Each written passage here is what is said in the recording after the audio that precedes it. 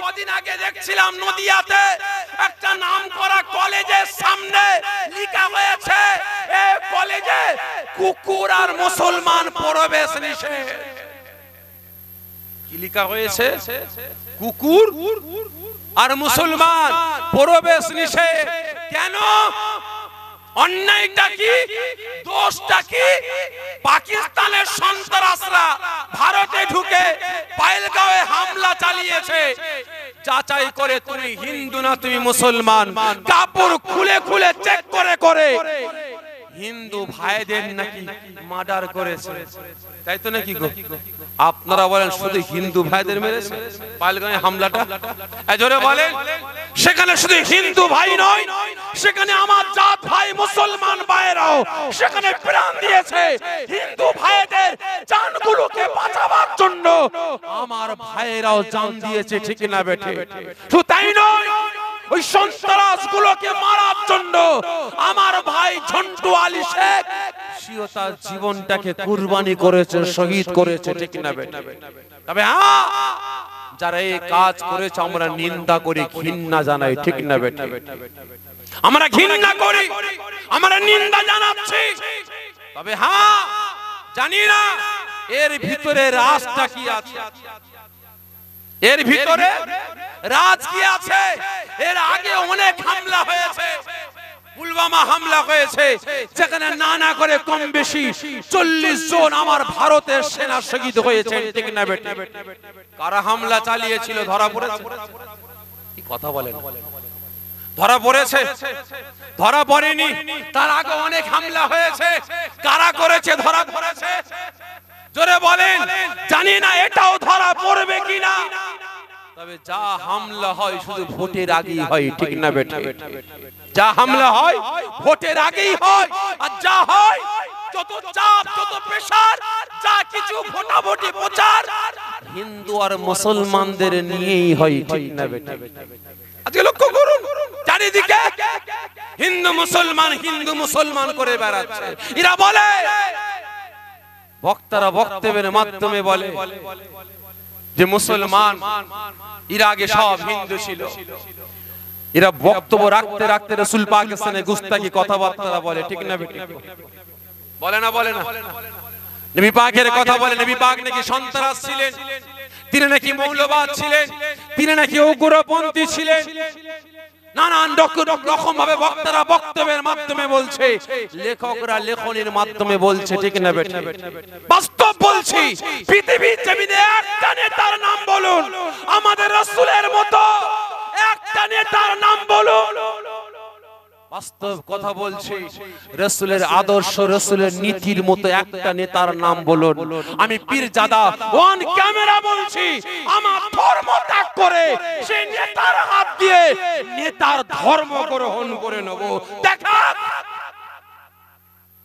আমাদের নেতা রাস্তা দিয়ে হেঁটে হেঁটে যেতেন, আর একজন বুড়ি মা রাস্তায় কাঁটা বিছাতেন, রাস্তায় কাঁটা বিছিয়ে বিছিয়ে যেতেন। আমাদের নেতা কোনো রাগ করতেন না, ঝগড়া করতেন না, দ্বন্দ্ব করতেন না। আমাদের নেতা কাঁটাগুলো সরিয়ে সরিয়ে সরিয়ে সরিয়ে আমাদের নেতা যেতেন। একদিন রাসূল হেঁটে হেঁটে যাচ্ছেন, রাস্তায় কাঁটা নাই, ব্যাপারটা কি? রাস্তায় কাঁটা গেল কোথায়? তার নিশ্চয়ই বুড়ি মায়ের কোনো বিপদ ঘটেছে। নবী আমার থাকতে না পেরে বুড়ি মায়ের বাড়িতে গিয়ে হাজির। বুড়িমা, বুড়িমা, কে বাপ? আমি সেই আব্দুল্লাহর বেটা মুহাম্মদ, যার পথে প্রতিদিন কাঁটা বিছাতেন। আজকে কাঁটা নাই কেন? নিশ্চয়ই আপনার বাড়িতে বিপদ, আমি এজন্য মুহাম্মদ থাকতে পারিনি, আপনার কাছে চলে এসেছি। বাবা ভিতরে এসো, বাবা ভিতরে এসো। নবী আমার যখন বুড়ি মায়ের ঘরের ভিতরে প্রবেশ করলেন, দেখেন বুড়ি মা বিছানায় পড়ে আছে। নবী পাককে দেখে বুড়ি মা কাঁদতে কাঁদতে বললেন, বাবা তোমার মনে এত মায়া, তোমার মনে এত দয়া, তোমার মনে এত ভালোবাসা, আমার গর্ভের সন্তান আমার শরীর অসুস্থ বলে আমাকে দেখে না, আমার ছেলে বউ আমাকে দেখে না, আজকে তোমাকে সারা জীবন কষ্ট দিয়েছে, তুমি রাগ ঝাগ না করে আমি বুড়ি মা রাস্তায় কাঁটা বিচতে পারিনি বলে আমাকে দেখতে চলে এসেছো। তুমি সত্যকারের রাহমাতুল লিল আলামিন, তুমি সত্য করে আখেরি নবী। সঙ্গে সঙ্গে বুড়ি মা রাসূল পাকের হাতে হাত রেখে কলেমা পড়ে মুসলমান হয়ে গেছে। এটা ইসলাম শিক্ষা দিয়েছে। ইসলাম মারামারি কাটাকাটি হানাহানি শিক্ষা দেয়নি, ইসলাম সন্ত্রাসী শিক্ষা দেয়নি, ইসলাম বদলা নিয়ে শিক্ষা দেয়নি। ইসলাম শিক্ষা দিয়েছে এই নামাজি তোমরা নামাজ পড়ছো, আপনারা বলেন এতগুলো মুসলমান বসে আছেন, নামাজ পড়তে পড়তে নামাজ ছাড়া যাবে? নামাজ ছাড়া যাবে? জোরে বলেন। যদি ভূমিকম্প হয় নামাজ ছাড়া যাবে? যদি ঝড় ওঠে নামাজ ছাড়া যাবে? যাবে না। নামাজ পড়েছেন ওই অবস্থায় ইসলাম বলছে, শরিয়াত বলছে, পাশে পুকুর, একজন পড়ে গেছে, বাঁচাও বাঁচাও চিৎকার করছে, ইসলাম বলছে, শরিয়াত বলছে নামাজ ছেড়ে দাও, নামাজ ছেড়ে দাও, মসজিদ থেকে বেরো, পুকুরের ধারে গিয়ে যাচাই করো না কে পড়েছে হিন্দু, কে পড়েছে খ্রিস্টান, কে পড়েছে বৌদ্ধ, কে পড়েছে শিখ, কে পড়েছে পাঞ্জাবি। ইসলাম বলছে না, তোমার যাচাই করার কোনো অধিকার নাই, তুমি ঝাঁপিয়ে পড়ো। একটা মানুষ পড়েছে, আল্লাহ পাকের বান্দা পড়েছে, রাসূলের উম্মত পড়েছে, ওর জান বাঁচানো তোমার জন্য ফরজ। ইসলামে শিক্ষা দিয়েছে, ভালো করে বুঝবেন। আমার রাসূলের আদর্শ, রাসূলের নীতিটা হচ্ছে নবী আমার একদিন সাহাবা হুজুরদের নিয়ে মসজিদে বসে কথাবার্তা বলছেন, ওয়াজ নসিহত করছেন, আর একজন বেদিন মসজিদের বারান্দায় দাঁড়িয়ে দাঁড়িয়ে পিচ্ছাপ করছে, পাশে পিচ্ছাপ করছে। সাহাবারা দেখে রেগে লাল হয়ে গেছে, হুজুর পিচ্ছাপ করছে। নবী আমার ইশারা করলেন, চুপ করো, চুপ করো। তোমাদের আওয়াজটা যদি ওর কানে গিয়ে পৌঁছে যায় তাহলে ওর পিচ্ছাপটা আটকে যাবে, আটকে গেলে কি হবে? শরীরে রোগ জন্ম নেবে। চুপ করো, পিচ্ছাপ হয়ে গেছে, যাও এক বালতি পানি নিয়ে এসে ধৌত করে দাও। বাবা, এটা আমাদের মসজিদ, এখানে আমরা নামাজ পড়ি, এখানে পিচ্ছাপ করতে না। কি বললে মুহাম্মদ? এটা তোমাদের মসজিদ, এখানে তোমরা ইবাদত করো, এখানে তোমরা নামাজ পড়ো। আমি পিচ্ছাপ করলাম, আমাকে মারলে না, আমাকে চোখ রাঙালে না, পিচ্ছাপ করতে দাঁড়িয়েছি, আমাকে বকলে না। না, কেন বকবো? তুমি পিচ্ছাপ করছো, যদি তোমাকে বকি, তোমাকে রাগ করি, তোমাকে চিৎকার করে কথা বলি, তোমার পিচ্ছাপ আটকে যাবে, আর আটকে গেলে কি হবে? তোমার শরীরে রোগ জন্ম নেবে। সঙ্গে সঙ্গে ওই বেদিন ভাইটা চিৎকার করে বলে, মুহাম্মদ, তোমাদের ধর্মে এত শান্তির ধর্ম, তোমাদের ধর্মে এত শান্তির ধর্ম, তুমি সত্যকারের আখেরি জামানার নবী, তুমি সত্যকারের রাহমাতাল লিল আলামিন, তুমি সত্যকারের শাফিল মুজনাবিন। সঙ্গে সঙ্গে ওই বেদিন ভাইটা নবী পাকের হাতে হাতটা রেখে কলেমা পড়ে মুসলমান হয়ে গেছে। এটা ইসলাম শিক্ষা দিয়েছে, এটা ইসলামের আদর্শ, এটা ইসলামের নীতি, ঠিক না বেঠিক? ইসলাম বদলা নিয়ে শিক্ষা দিয়েছে, এজরে বলি শিক্ষা দিয়েছে, দেয়নি।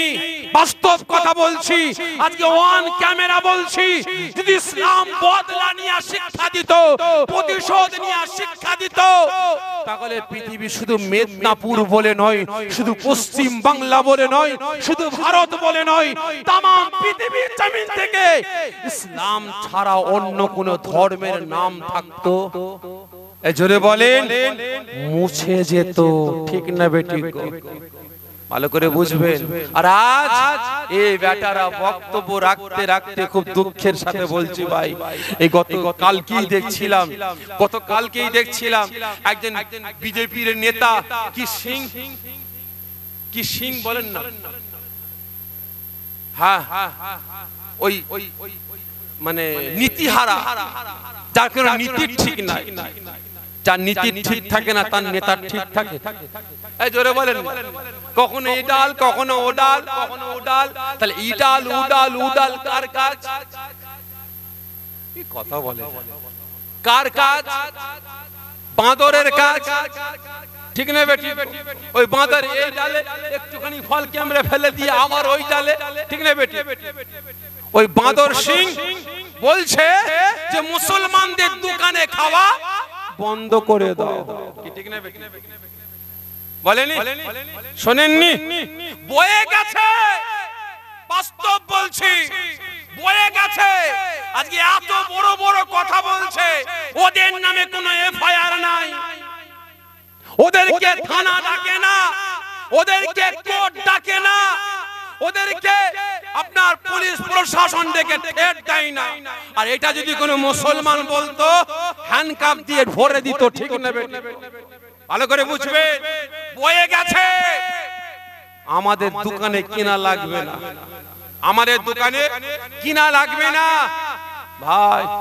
আমাদের দোকানে না কিনলে আমাদের কোনো ক্ষতি, এই জোরে বলেন।